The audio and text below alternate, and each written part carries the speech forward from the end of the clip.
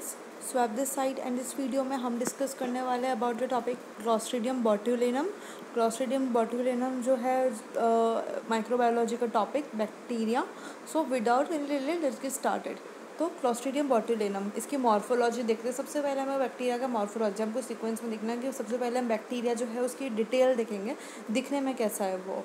सो ये gram positive bacteria होता है, नॉन कैप्सुलेटेड होता है। ग्राम पॉजिटिव है, नॉन कैप्सुलेटेड बेसिलस है। ये जो होता है ये मोटाइल होता है बाय द पेरीट्राइकेट फ्लैजेला। इसके अंदर पेरीट्राइकेट फ्लैजेला होता है। प्रोड्यूस सब टर्मिनल ओवल बल्जिंग स्पोर्ट्स। ये जो है सब terminal Oval bulging sports produce करता है। हमने मॉर्फोलॉजी देख ली किस तरह का होता है। ग्राम पॉजिटिव होता है, कैप्सूल नहीं होता है, मोटाइल होता है, पेरीट्राइकेट फ्लैजेला से सब टर्मिनल ओवल ये होता है। नेक्स्ट हम देखेंगे इसका कल्चर क्या कैसे करते हैं इसका। So it is an strict anaerobe. ये एनएरोबिक कंडीशन चाहिए होती है इसको, ऑक्सीजन नहीं चाहिए होता है, तो स्ट्रिक्टली एनएरोब है ये। और ये ग्रो करता है ऑर्डिनरी मीडिया में। नॉर्मल आपको ऑर्डिनरी मीडिया जैसे आपका सिंपल अगार या फिर कोई नॉर्मल कल्चर हो गया, नॉर्मल कल्चर पे ग्रो कर जाएगा ये। ऑप्टिमम कंडीशन क्या है, नॉर्मल जो आपका सिंपल मीडिया है, जो आपके न्यूट्रिशन मीडिया है उसमें ग्रो कर जाएगा ये। ऑप्टिमम टेम्परेचर क्या होगा इसको ग्रो करने के लिए 35 degree Celsius.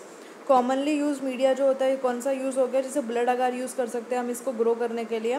Cooked meet broth use कर सकते हैं। तो जो हम क्लॉस्ट्रीडियम बोट्यूलिनम के लिए अगर आपसे पूछा जाए तो कौन सा मीडिया है जिसको आप चूज़ करोगे आप इसको ग्रो करने के लिए, आप इसको ग्रो कर सकते हो ब्लड अगार पे। ऑल्सो कुक्ड मीट ब्रॉथ पे आप इसको ग्रो कर सकते हो।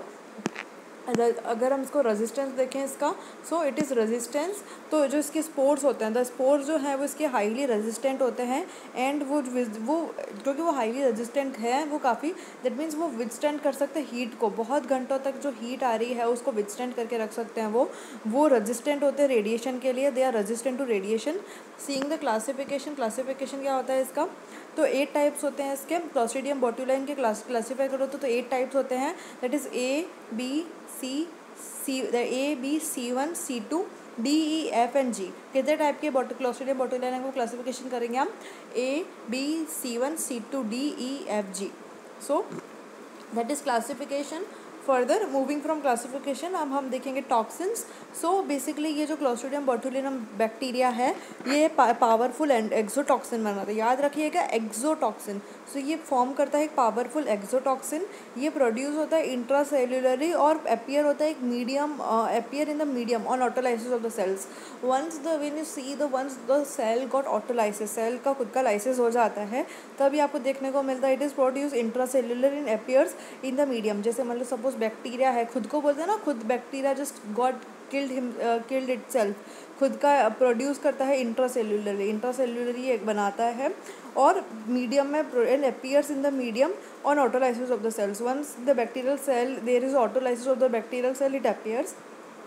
ये जो टॉक्सिन होता है किस तरह से एक्ट करता है, ये एक्सोटॉक्सिन बनाया बैक्टीरिया ने। तो ये जो टॉक्सिन है वो एक्ट करता है, ये क्या करेगा, ब्लॉक करेगा जो एसिटाइलकोलिन रिलीज़ हो रहा है मतलब न्यूरोमस्कुलर जंक्शन पे। सपोज ये टॉक्सिन रिलीज़ हुआ, अब ये ह्यूमन में जो है, ह्यूमन में गया, ये ह्यूमन में कैसे काम करेगा, ये जो हमारे नर्व और न्यूरोमस्कुलर जंक्शंस होते हैं वे जो आपने फिजियोलॉजी में पढ़ा होगा, दैट इज़ फर्स्ट ईयर में आपने फिजियोलॉजी में also you have read that junctions in 11th-12th class also, कि आपका जो नर्व और मसल के बीच में जो जंक्शन है, न्यूरोमस्कुलर जंक्शंस हैं, वहाँ पे बेसिकली एक्शन पोटेंशियल उसके लिए जनरेट होने के लिए साइनेप्सिस जो है वहाँ पे एसिटाइलकोलिन रिलीज़ होता है।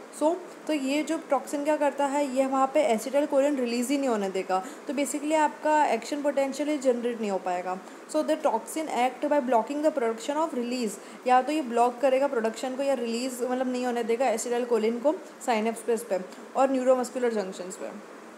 डेथ हो जाएगा due to respiratory failure, death हो जाएगी, डेथ अगर ड्यू टू रेस्पिरेटरी फेलियर की वजह से डेथ होने लगेगी। पैथोजेनेसिस हम देखें इसका, तो पैथोजेनेसिस ये क्या है, नॉन इन्वेजिव होता है। इसकी पैथोजेनेसिटी जो होती है is due to the action of pre form toxin. ये एक नॉन इन्वेजिव है वैसे, पर इसका अगर हम पैथोजेनेसिटी देखें तो किस वजह से इसके पैथोजेनेसिटी है, इसकी पैथोजेनेसिस इस वजह से कि due to the pre form toxin, जो manifestations of which are collectively called botulism. जो अंदर प्री फॉर्म टॉक्सिन्स हो बने हैं प्री फॉर्म टॉक्सिन्स की वजह से जो एक्शन हो रहा है, जो टॉक्सिसिटी एक्शन हो रहा है, पैथोजेनिसिटी या टॉक्सिसिटी, जो इसका वीरुलेंट एक्शन हो रहा है due to the preform toxins, जो मैनिफेस्ट, जिसकी वजह से ये it is collectively called as the botulism. 3 type के होते हैं ये पैथोजेनेसिस। बेसिकली इसका 3 टाइप्स का देखने को मिलेगा आपको, food borne botulism, food borne infant botulism and the wound botulism. कितने टाइप के बॉट्यूलिज्म हमको देखने को मिलते हैं? Food botulism, infant botulism and the wound botulism. 3 type of botulism you will see. Laboratory diagnosis, अगर आप लैब में इसका डायग्नोसिस करेंगे तो क्या देखने को मिलेगा आपको कि demonstration of the organisms, demonstration of the toxins. आप ये इस तरह से 2 तरह के, अगर लैब में क्या देखोगे आप, ये सबसे पहले आप ऑर्गेनिज्म जो है उसका डेमोन्स्ट्रेशन करोगे ऑर्गेनिज्म का। Also there is a demonstration of the toxin in the lab diagnosis. Next at the last we see the prophylaxis and treatment. Clostridium botulism का प्रोफाइलेक्सिस एंड ट्रीटमेंट क्या है? कंट्रोल इसको कर सकते हैं। कंट्रोल किस वे में हम अचीव कर सकते हैं? अगर हम प्रॉपर प्लानिंग कर रहे हैं, proper Canning and the preservation of the food. जैसे हम फूड है, हम उसको ऐसे खुला नहीं छोड़ते हैं। अगर हम उसको खुला छोड़ देंगे, क्योंकि ये फूड के थ्रू आता है, फूड पॉइजनिंग, क्योंकि हमने सुना होगा बोटुलिज्म, तो फूड के थ्रू आता है, कंटामिनेटेड फूड के थ्रू आता है ये। सो अगर आप फूड को ऐसे खुला छोड़ दोगे तो उसमें आपको clostridium botulism can affect you. So control हम पा सकते हैं इस पर, हम प्रिवेंशन कर सकते हैं कि हम अगर फूड जो है उसको प्रॉपर ढक के रखें। लाइक कोई फूड है उसको आप proper Canning, so achieved by the proper Canning and preservation of the food. Also intensive supportive therapy can also bring down the mortality rate.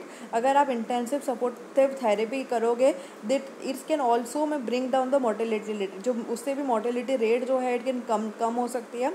अगर आउटब्रेक हुआ तो प्रोफाइलेक्टिक डोज जो है एंटीटॉक्सिन की वो देनी चाहिए। अगर सपोज बहुत ज़्यादा, अगर मतलब ठीक है एक बार बॉटुलिज्म ने अफेक्ट कर लिया, इन दैट केस व्हाट हैपन्स कि अगर इफ़ आउटब्रेक अकर्स तो प्रोफाइलेक्टिक डोज ऑफ एंटीटॉक्सिन दे सकते हैं हम, can be given intramuscularly.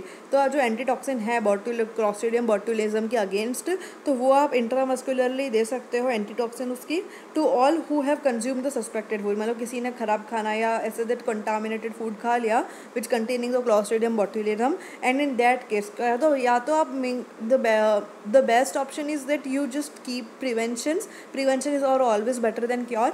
But if that bacteria is affected you, in that case treatment क्या रहेगा हमारे पास? प्रोफाइलेक्टिक डोज उस एंटीटॉक्सिन की, जो क्लोस्ट्रीडियम बोटुलिज्म उस एंटीटॉक्सिन का हम देंगे। किस फॉर्म में देंगे हम उसको? Parenteral route. कौन सा route? That is intramuscular way में देंगे to all those who have consume the suspected food. So this is all with respect to the Clostridium botulism bacteria. So I hope that Clostridium botulinum bacteria क्या है, क्या से करता है, pathogenesis कैसा होता है, कितने टाइप का बोटुलिज्म देखने को मिलता है, इसके बोटुलिनम देखने को मिलता है हमको। तो बेसिकली हमको food borne, infant, wound botulism laboratory में डायग्नोसिस होता है, और भी चीज़ें कितने टाइप्स का होता है, कौन सा टॉक्सिन प्रोड्यूस करता है ये, बेसिकली कल्चर कैसे कर सकते हैं, किस टाइप का होता है, morphology, all this on the treatment planning, all these things we have covered, which are important for your exam को जनरली these things, अगर क्लोस्ट्रीडियम से कोई क्वेश्चन आएगा तो आपसे जनरली यही चीज़ें पूछी जाएंगी। So this is done with this topic. So अगर आपको कोई डाउट है, कोई क्वेरी है इस टॉपिक में या कोई और टॉपिक में रिलेटेड टू दिस, सो आप मेरे से पूछ सकते हैं in the comment section. I will answer your query और the doubt. Also you can ask me on my Instagram, this profile my Instagram ID link is provided in the description and also in the about section of the YouTube. You can also check it out from there. So bye bye guys, keep learning, keep studying। मैं फिर आऊँगी एक new video के साथ।